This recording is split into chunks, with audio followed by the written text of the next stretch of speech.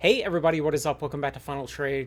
We finally started to have a couple of early Flesh and Blood Unlimited and FAB 2.0 boxes break above $100 on TCG Player. Now, of course, Arcane Rising Unlimited broke above $100 maybe a year ago, maybe even longer than that. I'd have to go back and look, but it's been up there for a while. Welcome to Wraith and Crucible of War have kind of flirted with it for a while. And now what we're seeing is FAB 2.0 boxes get up to that. So I'm just going to show you two here, and I'm going to talk about what it means and what I think and kind of the history of this. Of course, we have Outsiders.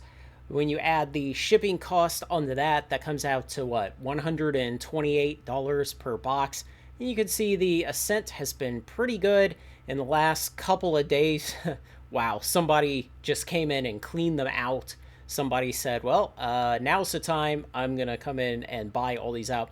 And so what I would expect to happen in the coming weeks is a lot more of these boxes will come to market, and it'll retrace a little bit. But, you know, when 62 boxes get sold in one day on a low volume product like this, it's not going to give back all of these gains.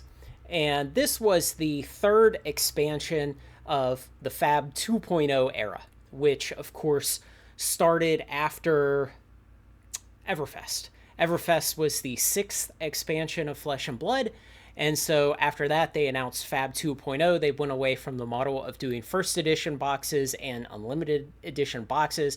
They changed how the cold foils would work, and they went into the 2.0 era. And second here we have Dynasty. Dynasty, I believe, was the third expansion of the FAB 2.0 era, so overall it was the ninth expansion in FAB history, and we see this rapid ascent from about 82 market price up to today. The cheapest box is basically $190. Not too bad, and we see some pretty heavy buys in here, and, you know, it's the kind of thing where you wonder, is that one person? Is that kind of a standard demand of a lot of people? Is there a reason that this is suddenly flying up in price? But, you know, it really has jumped up in price a lot over just the last, say, 3 weeks.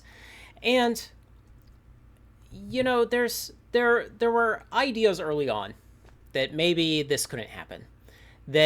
And I remember watching other kind of TCG investing content creators back in the 2021 period before we even got to FAB 2.0. And there were discussions at times about whether unlimited boxes of the first 6 expansions would ever be worth anything. And of course, at the time, and my thinking on these subjects was not as clear and as informed as it is now, but my thinking on the time went like this. Basically, at one point in history, in 1994, there was an expansion of Magic called Unlimited, and it was the technically 4th expansion of Magic, and they were going to just print as much as the market could bear and then print some more, and people thought, hey, this will never be worth anything because they're just going to print so much of it. And now, 30 years on, before I started filming this video, I went to look on TCG Player what was the last sales price of an unlimited box sold on the platform, and there were no data for it. The last box was sold so long ago that TCG Player has stopped tracking it, which means probably more than a year ago. I went over to eBay and I looked to see if I could find any boxes for sale, and the best I found was the empty cardboard shell of a box with no booster packs in it was selling for $950. Now, should we expect that Flesh and Blood will take 30 years to get to that kind of level? I have no idea.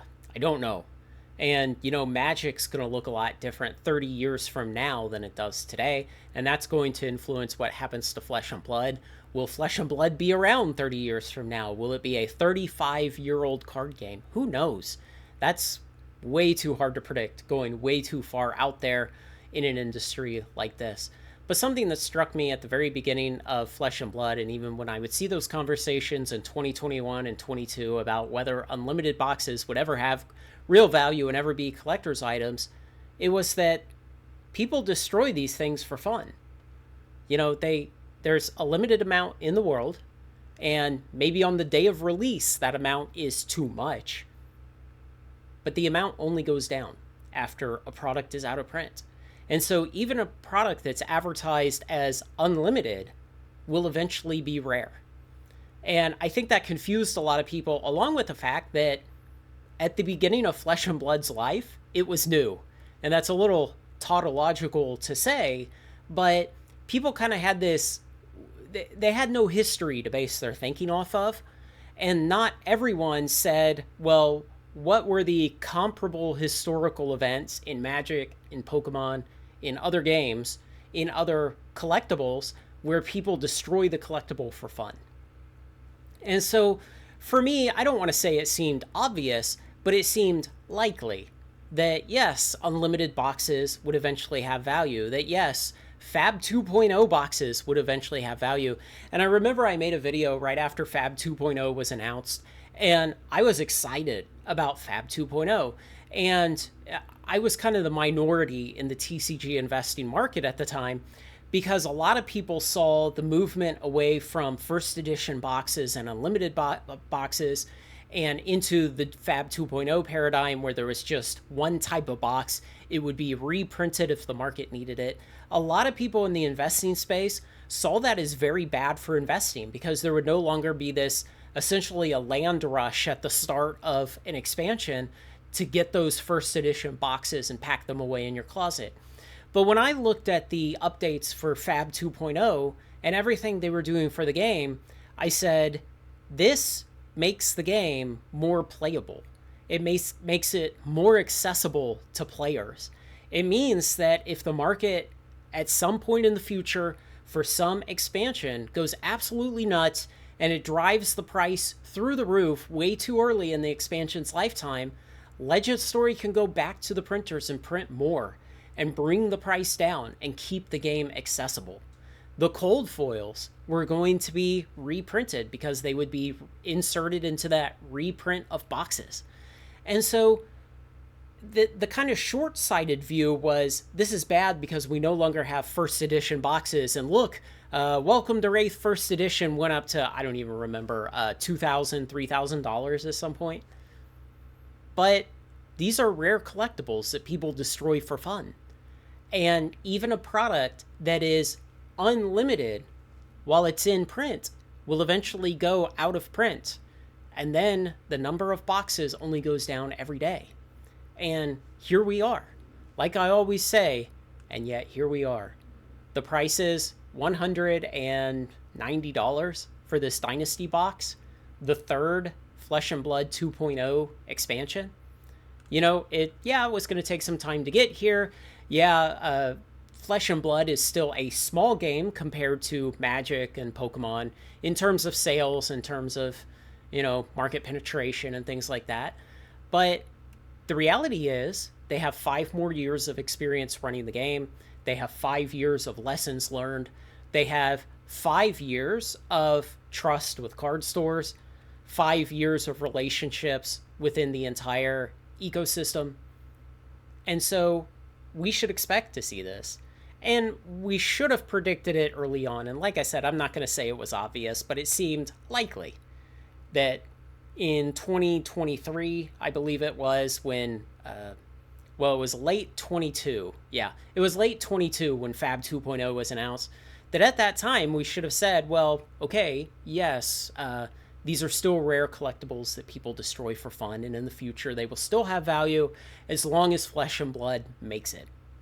And let's say in mid to late 22, maybe that still seemed a little speculative, like their future seemed a little more in doubt, definitely, than it does today. Comically, I still have people once in a while leave comments about, well, they just can't buy Flesh and Blood and put it back in their closet because they're just not sure if it's going to make it. And, well, I don't know, we're on expansion 15, year 5, and everything is better looking now than it's ever been. So I've been kicking this topic down the Kanban board for a long time, waiting for a couple of boxes to break over $100, just to kind of put these thoughts down on video that, yes, we should expect this kind of thing. If you have great faith in MetaZoo 2.0, you think they've fixed the gameplay, they've made it fun, you think they've fixed the art style to make it more universally appealing, you think that the new management team is going to expertly guide the game and you have that faith, then you should expect that on the 5 to 10 year timeline, the early boxes will go up in price. And how much? Who knows? But if you think the game is going to make it in the long term, then it's reasonable to expect that those long-term players, those players who won't come to a game until year 6 or 8 or 10, they will eventually want things like the experience of opening an early box. They might want early boxes to display up on their bookcase. They might want early boxes just to put back in their closet because they want to hold those things and have that little piece of history.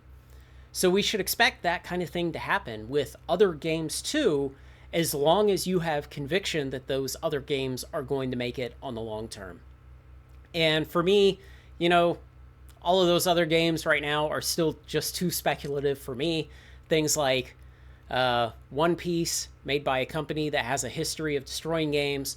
Star Wars, which is the 7th or 8th Star Wars TCG in the last 25 years. And I expect it to, in a couple years, be shut down like the other 6 or 7 were. MetaZoo 2.0, way too speculative for me.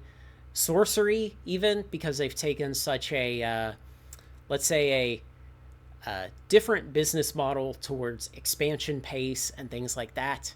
So a lot of those I don't see as things that for my risk appetite make sense. Flesh and Blood, I thought early on, probably had a good chance of making it after watching a lot of interviews with James White, after seeing how he would go through the effort to appear on a YouTube interview of a channel with 300 subscribers. He would take time to get on a call and talk with that creator and talk about the game and answer their questions and do so courteously. And so that really set my opinion about the management team of the company. And going back to the topic of FAB 2.0 and the initial reactions to it when the investor community initially pulled way away from Flesh and Blood after the 2.0 announcement. And I said, this shows that the management team can recognize problems, it can admit that mistakes were made, and then it can figure out what should we be doing to change this. And they were willing to drastically change the course and bring about FAB 2.0, and the game has thrived since then. And now we see kind of the inevitability of what we should have always expected to happen, though some of us kind of had doubts from time to time. And of course, we might ask, what does this mean for those first 6 expansions? Well, they're eventually going to catch wind too. And I always look at the market depth, the price action, the sell-through rate, things like that. Eventually, they will catch more wind and the price will go up. The print runs were probably too high of them the day they were released. For those that actually got reprints, they might not have actually needed them. It was the 2020 and 2021 era when print runs were way too high for most products. So it may take a little longer, but as long as you assume that Flesh and Blood is going to be around another 5 to 10 to 15 years, and that it will continue to at least slowly grow, then yes, those boxes will always be more and more desirable as time goes on. So keep that in mind when it comes to thinking about new games, that the past history of how the market functions should apply to new games too, assuming the game lives and lasts for a reasonable period of time. Now, if it turns out like original MetaZoo and the game flops and dies, the company goes bankrupt, the assets are sold, and then it's resurrected as a whole new game, well, all bets are off on that original product. It may eventually gain enough of a following that the prices go up. It's unlikely that they will appreciate as well as other similar things you could buy today. And the odds are way more likely that the prices will forever stay pretty low because there's no moat. There's no playability of the game. And the playability is the moat around these games. And that's why I caution people on original MetaZoo. And I said, this game has a very, very, very poor reputation for playability, for fun, for entertainment. And so if people aren't playing the game, then the demand for the boxes in the future won't be there. because ultimately that's where the majority of the future demand comes from. It comes from the people in the future who play the game and either want to break the box for singles or own that piece of history. And so without those people to play, there's no moat around the game. That's why Magic is still the biggest and it will be the hardest to unseat. It's that there are so many millions of players, millions of former players, some of who get pulled back every year, and billions of cards sitting out there in people's collections. It creates a very, very strong network for them. And it's also why something like Weiss has no moat. Weiss is mostly collected because it's waifu girls that some people like. And, you know, there's what's the Chinese collector one? It's something like Girlfriend's Story, or I see it on eBay once in a while. And it's like, yeah, something like that could come in and in a matter of a couple of years steal away most of Weiss's market. Because absolutely nobody plays Weiss anywhere ever. And so they're collecting it because they like the look of the cards, they like the style, they like the waifu girls. But if you bring out a better waifu girl product, Weiss has no moat in its gameplay to hold people there and keep them buying it. And that's why I'm not interested in that kind of product.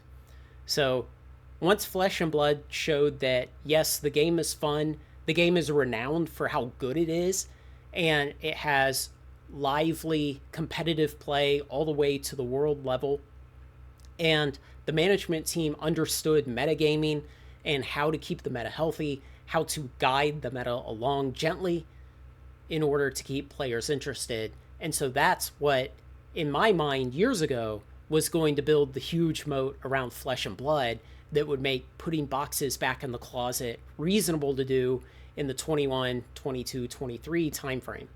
And since then, I've continued to increase my position in boxes of the first 6 expansions. And for everything FAB 2.0 and onwards, I've generally bought 8 boxes and put them back in the closet. And that's what I've been buying for several years now. So, again, I don't want to say I predicted this, I called it, I saw the future, anything like that. You know, people who are kind of amateurs to investment, they'll talk with words like that. They'll talk about how much money they can make off a bet. And people who have been around and done things for a long time and had multiple decades in different markets, they talk about probabilities and risk distributions and things like that. Because, well, you can have a lot of conviction about an idea and it can still end up being wrong. Let me know what you think, guys. Thanks to everyone who makes this content possible, especially my very generous supporters on Patreon. Like, comment, share, and subscribe, and join me on Final Trade.